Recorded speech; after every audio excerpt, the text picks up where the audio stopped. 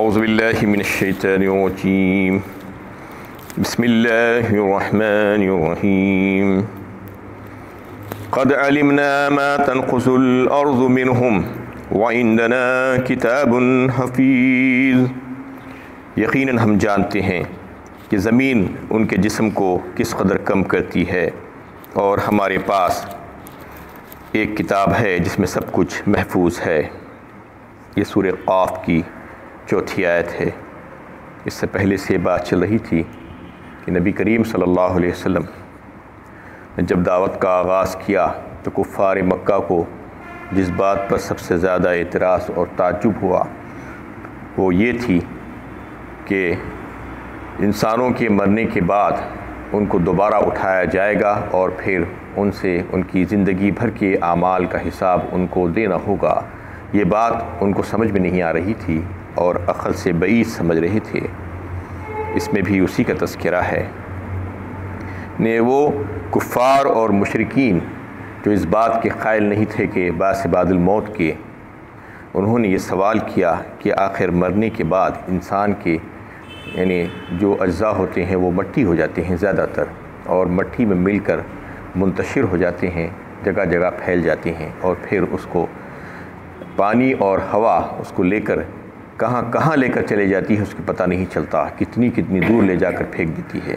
وہ تمام اجزاء کو بروز قیامت اللہ تعالیٰ انہیں اکٹھا کریں گے، منتشر اجزاء کو، بکھرے ہوئے اجزاء کو، اور پھر اس کو کیسے الگ الگ کیا جائے گا، کیسے اربوں کھربوں انسانوں کے جو اجزاء جو مل چکے ہیں ہواؤں میں، تو اس کو الگ کر کے یہ فلاں کا ہے، یہ فلاں کا ہے، یہ فلاں کا ہے کہہ کر الگ کیسے کیا جائے گا، یہ بالکل ناممکن سی بات ہے، یہ کسی کے بس کی بات نہیں، یہ انسان کہہ رہا تھا۔ اللہ تعالیٰ قرآن میں اس بات کی تردید فرماتے ہیں اور کہتے ہیں کہ انسان اپنی کم علمی، ناقص علمی کی وجہ سے یہ کچھ سمجھ رہا ہے، اور اللہ تعالیٰ کی جو لامتناہی علم ہے اور جو علم محیط ہے اللہ تعالیٰ کے پاس، اس کو اندازہ نہیں ہے، اپنے علم پر اس کو قیاس کر کے گمراہی میں پڑ جاتا ہے۔ یعنی اللہ تعالیٰ کے پاس تو اللہ تعالیٰ فرماتے ہیں کہ ہمارے پاس تو اتنا علم محیط ہے کہ کسی کے مرنے کے بعد اس انسان کا جز کہاں کہاں پر ہے اور کس حالت میں ہے ہم اس کو جانتے ہیں اور دیکھ کر رکھے ہوئے ہیں، اور پھر اس کو اللہ تعالیٰ بروز قیامت جمع کریں گے۔ یعنی اس میں اس بات کی طرف بھی اشارہ کر دیا کہ اللہ تعالیٰ تو یہ تک جانتے ہیں کہ اس حصے کو کس نے کھایا، مٹی نے کھایا یا کسی اور نے کھایا، اور پھر کون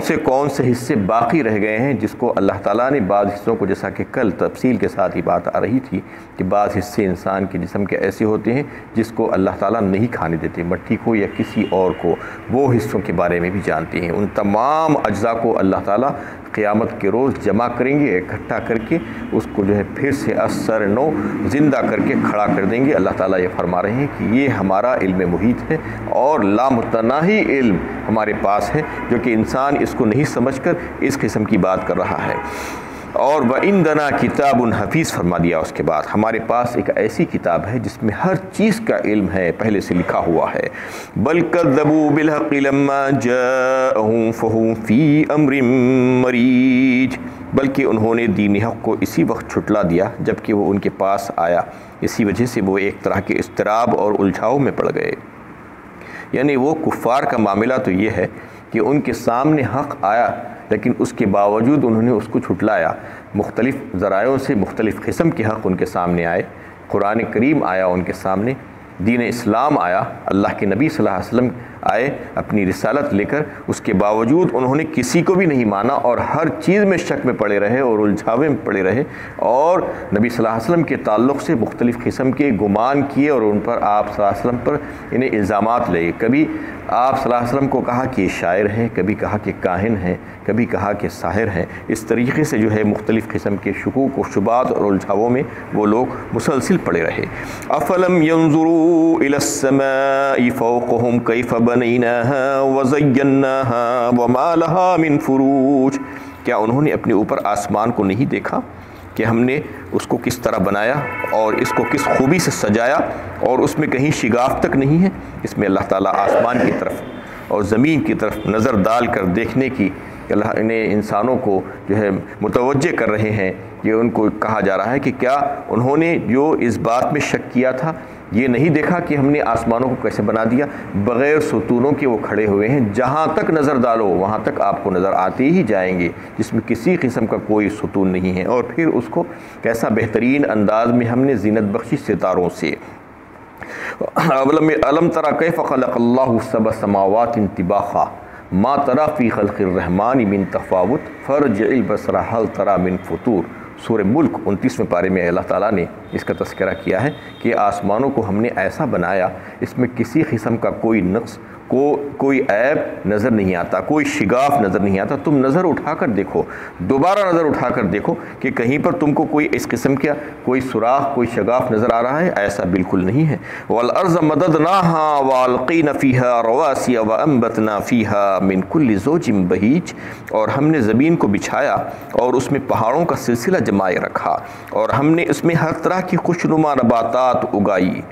پھر اللہ تعالیٰ زمین کی طرف متوجہ ہو کر اس کو بتا رہے ہیں کہ زمین کو ہم نے کیسا بنا دیا، کیسے بچھا دیا، کیسے بچھونا بنا دیا، اور کیسے اس میں بہترین، حسین اور خوشنما، خوش منظر نباتات کو ہم نے اگا دیا۔ یہ جو ہے ہم نے سارے انسانوں کے لیے کیا ہے۔ تبصرۃ و ذکریٰ لکل عبد منیب، توبہ طاعت الہی کے ساتھ رجوع اللہ ہونے والے ہر ایک بندے کے لیے اس پہ بصیرت و نصیحت کا سامان ہے۔ یہ ان لوگوں کے لیے نصیحت، اس میں یہ ان لوگوں کے لیے عبرت ہے جو اللہ تعالیٰ کی طرف رجوع ہونا جانتے ہیں، جو نصیحت کو مانتے ہیں، جو اچھی باتوں کو قبول کرتے ہیں، انہی کے لیے اس میں نصیحت ہے، ورنہ دوسرے لوگوں کے لیے اس میں کچھ بھی نہیں ہے۔ وَنَزَّلْنَا مِنَ السَّمَاءِ مَاءً مُبَارَكًا فَأَنبَتْنَا بِهِ جَنَّاتٍ وَحَبَّ الْحَصِيدِ، اور ہم نے آسمان سے نہایت ہی بابرکت پانی برسایا،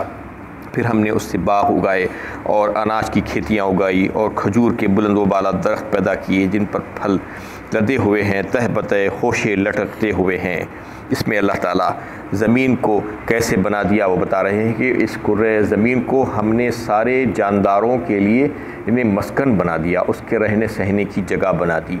اور پھر اس کی زمین کا جو مٹی تھی وہ مٹی بے جان تھی، وہ بے جان مٹی کو ہم نے آسمان سے بابرکت پانی نازل فرما کے اس کے ساتھ ملا کر اس میں ایسی نباتاتی زندگی پیدا فرما دی اعلیٰ درجے کی کہ اس میں سے آپ دیکھتے ہیں کہ بے شمار قسم کے باغات اور لہلہاتے ہوئے کھیت انہیں نظر آ جاتے ہیں۔ اس میں جو ذکر فرمایا حب الحصید کا، حب الحصید کا مطلب کٹنے والی کھیت۔ کٹنے والی کھیتیاں کون کون سی ہوتی ہیں؟ گیہوں ہیں، چاول ہیں، دالیں ہیں، اور دیگر اناج ہیں، جوار، باجرہ وغیرہ، یہ سب کے سب مکئی کٹنے والی کھیتی ہے، اس کا تذکرہ فرمایا۔ والنخل باسقات فرمایا، اور پھر پھلوں میں کھجور کے درخت کا، کھجور کا تذکرہ اس لیے کہ عرب میں جو ہے اس کو بہت آسانی کے ساتھ جانتے تھے لوگ، بہت جان پہچان تھی اس کی، اس کو جو ہے اللہ تعالیٰ نے اس کا تذکرہ فرما کر کہا کہ کیسے خوشے اس کے جو ہے لٹکے ہوئے ہوتے ہیں، رزق للعباد، یہ سب کچھ اپنے بندوں کو رزق دینے کے لیے اللہ تعالیٰ نے بنایا۔ یعنی انسانوں کو جب زمین پر بسایا تو پھر ان کی اور ان کے جو مویشی ہیں ان کے لیے اللہ تعالیٰ نے رزق کا انتظام بھی فرما دیا۔ ان تمام چیزوں کے ذریعے سے جو اناج اور غلہ جات ہیں اس کو انسان کھاتا ہے، اور اس کا بھوسا اس کے جانور کھاتے ہیں، یہ اللہ تعالیٰ کا انتظام تھا۔ وَأَحْيَيْنَا بِهِ بَلْدَةً مَيْتًا كَذَلِكَ الْخُرُوجُ، اور ہم ہی اس پانی سے مردہ زمین کو زندگی بخشتے ہیں، قیامت کے دن مرے ہوئے انسانوں کا خبروں سے نکلنا اسی طرح ہوگا۔ اور پھر فرمایا کہ دیکھو تم انکار کر رہے ہو کہ دوبارہ زندہ ہونے کو، یعنی اللہ تعالیٰ کی قدرت پر شک کرتے ہو، تو یہ بات دیکھو کہ تم کو یہ بات اچھی طریقے سے سمجھ میں آ جائے گی اگر تم زمین کی طرف دیکھو کہ زمین کیسے مردہ پڑی ہوئی ہوتی ہے۔ ایک بار کی آپ دیکھتے ہیں کہ وہ خشک ہو جاتی ہے، اور بارش جب برستی ہے اس پہ تھوڑی سی تو پھر لہلہانے لگتی ہے۔ من آیاتہ انک تری الارض خاشعہ فاذا انزلنا علیہا الماء اہتزت وربت وانبتت من کل زوج بہیج، رونق دار ہو جاتی ہے، پھول جاتی ہے، اور اس میں زندگی کی ربق آ جاتی ہے۔ اس طریقے سے جو ہے انہیں تم کو بھی ہم نکال کر کھڑا کریں گے زمین سے جب چاہیں گے۔ زمین یعنی بعض عرب ممالک میں ایسا عام طور پر دیکھنے میں آتا ہے کہ بارش کا سلسلہ ہی رکا ہوا ہوتا ہے، کئی سال تک جو ہے بارش نہیں ہوتی ہے، اس سے ایسا محسوس ہوتا ہے کہ وہ زمین بالکل مردہ ہو چکی ہے، خشک ہو چکی ہے، اس میں کسی قسم کی یعنی نمو کی جو ہے گنجائش ہی باقی نہیں بچی۔ اب وہ جو ہے ناقابل تصور ہو جاتا ہے کہ اس میں سے کوئی حشرات الارض نکلیں گے یا گھاس کی جو جڑیں ہیں وہ اس میں باقی ہوں گی۔ اس کے تعلق سے لوگوں کے دلوں میں یہ بات آ جاتی ہے کہ اب یہ ناممکن ہو گیا ہے، لیکن جب اللہ تعالیٰ بارش کے چھینٹے برساتے ہیں تو ایسا ہوتا ہے کہ وہ زمین پھر سے وہ گھاس جو ہے اگلنا شروع کر دیتی ہے، وہ نباتات کو اگلنا شروع کر دیتی ہے، اور پھر اسی میں سے حشرات الارض نکل کر یعنی اچھلنے اور کودنے لگتے ہیں۔ تو یہ اللہ کی شان ہے، اللہ تعالیٰ اس پر توجہ دلا رہے ہیں کہ دیکھو کیسا زمین مردہ پڑی رہتی ہے، اس میں سے ہم انسان اس کو نکالتے ہیں، نباتات کو بھی نکالتے ہیں اور دیگر حشرات الارض کو بھی نکالتے ہیں، اسی طریقے سے تم کو بھی نکالا جائے گا۔ کذالک الخروج فرمایا، یعنی تم اب شک کر رہے ہو، لیکن جس وقت تم مر کر مٹی میں رہو گے، قبروں میں رہو گے، اور پھر اللہ تعالیٰ ایک سور پھونکیں گے تو پھر ونفخ فی الصور فَإِذَا هُم مِّنَ الْأَجْدَاثِ إِلَىٰ رَبِّهِمْ يَنسِلُونَ وَقَالُوا يَا وَيْلَنَا مَن بَعَثَنَا مِن مَّرْقَدِنَا۔ سورہ یاسین میں اللہ تعالیٰ نے فرمایا کہ جب دوسرا سور پھونکا جائے گا تو اس وقت سب کے سب جو خبروں میں ہے وہ نکل کر کھڑے ہو جائیں گے اور پھر تیز تیز چلتے ہوئے اپنے رب کی طرف جائیں گے اور کہیں گے کہ یعنی ہائے شامت ہماری، کس نے ہم کو اپنی ہماری خوابگاہوں سے اٹھا کر کھڑا کر دیا۔ اور دوسرے مقامات پر بھی اللہ تعالیٰ نے اس کا تذکرہ فرمایا ہے کہ کیسے اللہ تعالیٰ انسان کو ایک ہی وقت واحد میں سب کو زندہ کر کے کھڑا کر دیں گے۔ آج انسان اس کے بارے میں شک کرتا ہے۔ کذبت قبلہم قوم نوح واصحاب الرس وثمود وعاد وفرعون واخوان لوط واصحاب الایکۃ وقوم تبع کل کذب رسول فحق وعید۔ اس سے پہلے نوح کی قوم اصحاب الرس اور سمود نے جھٹلایا، اور عاد اور فرعون اور لوط کے بھائی بند اور اصحاب الایکہ اور قوم تبع، ہر ایک نے رسولوں کو جھٹلایا، بالآخر عذاب الہی کی وعید ان سے متعلق ہو گئی۔ اس میں مختلف اقوام کا تذکرہ اللہ تعالیٰ فرما رہے ہیں کہ اے اہل مکہ، یہ تم پہلے نہیں ہو، اس سے پہلے دیگر بہت بڑی بڑی اور طاقتور قوموں نے بھی ایسا ہی کیا تھا، اپنے نبیوں کی باتوں کو انہوں نے جھٹلایا تھا، جو پیغام انہیں پہنچایا جا رہا تھا اس کو انہوں نے نہیں مانا۔ مختلف قوموں کا تذکرہ اللہ تعالیٰ فرما رہے ہیں، ان تمام کو ہم نے ہلاک کیا پکڑ کر۔ کذبت قبلہم قوم نوح نے جھٹلایا، اور اس کے بعد وہ اصحاب الرس کہا۔ اصحاب الرس کہتے ہیں، رس کہا جاتا ہے کنویں کو، وہ کنواں جو کچا کنواں ہو، یعنی کنویں کو پتھر اور اینٹ کے ذریعے سے پختہ اگر نہ کیا گیا ہے تو اس کو رس کہا جاتا ہے۔ تو رس کون تھے؟ اصحاب الرس یعنی وہ لوگ تھے جو قوم سمود کے باقی ماندہ لوگ تھے۔ یعنی صالح علیہ السلام نے جب اللہ تعالیٰ کا پیغام قوم کو پہنچایا تو بہت سے لوگوں نے نہیں مانا اور کچھ لوگوں نے مانا، تو اللہ تعالیٰ نے ان کے اوپر عذاب کا کوڑا برسایا، اور پھر صالح علیہ السلام کو بچایا، نجات دی، اور ان کے ساتھ کچھ لوگ جو ان کے ساتھ ایمان لائے تھے، بتایا جاتا ہے کہ تقریباً 4000 لوگ تھے، وہ وہاں سے نکل کر دوسرے مقام کو منتقل ہوئے اور ملک یمن میں گئے، جہاں پر حضرموت جس کا نام ہے مقام کا، وہاں پر جا کر وہ ایک کنواں تھا اس کے پاس ٹھہر گئے اور وہیں پر بس گئے۔ اور پھر ایک وقت آیا کہ صالح علیہ السلام کی موت کا وقت آیا،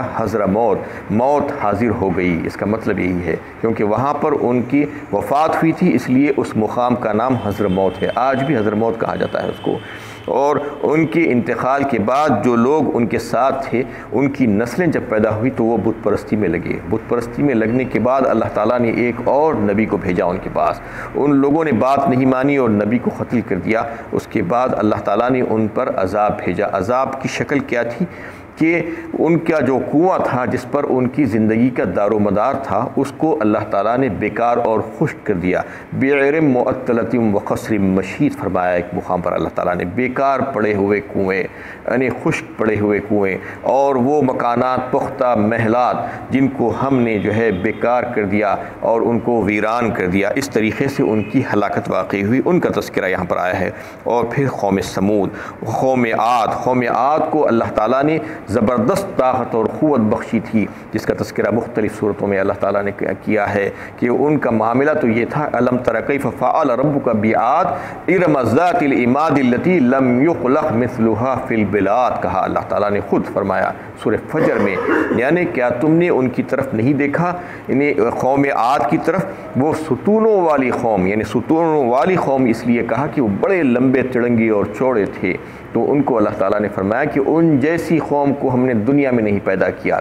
یعنی اتنے طاقتور قوم، یعنی اس وجہ سے ان کو یہ غرور آ گیا تھا اور یہ کہتے تھے کہ کیا ہم سے زیادہ کوئی طاقتور ہے، قالوا اشد منا قوة، کہتے تھے وہ لوگ اپنے آپ کو، یعنی ہم سے زیادہ طاقتور کون ہے، تو وہ قوم کو بھی ہلاک کیا گیا۔ اور قوم فرعون جو اپنے آپ کو رب اعلیٰ کہتا تھا، فرعون مصر کا بادشاہ، اور اس کی قوم ساری کی ساری نافرمان تھی۔ وہ اخوان لوط علیہ السلام کی قوم اور ان کے بھائی، یہاں پر کہا بھائی کا مطلب یہ ہے کہ ان کی قوم، وہ سب نے جو ہے جھٹلایا اور نافرمانی کی اللہ تعالیٰ کی، تو اللہ تعالیٰ نے ان کو ہلاک کیا۔ وہ اصحاب الایکہ قوم شعیب کو کہا جاتا ہے، شعیب علیہ السلام کی جو قوم تھی اس کو بھی ہلاک کیا گیا۔ قوم تبا کا ذکر کیا، تبا کا مطلب یہ ہے یمن کے بادشاہوں کا لقب تبا تھا، تو ان کی جو قومیں تھی ان کو بھی اللہ تعالیٰ نے نافرمانی کی پاداش میں ہلاک کیا۔ کل کذب الرسول فحق وعید، ہر ایک نے رسولوں کو جھٹلایا، یعنی رسولوں نے جو پیغام دیا تھا،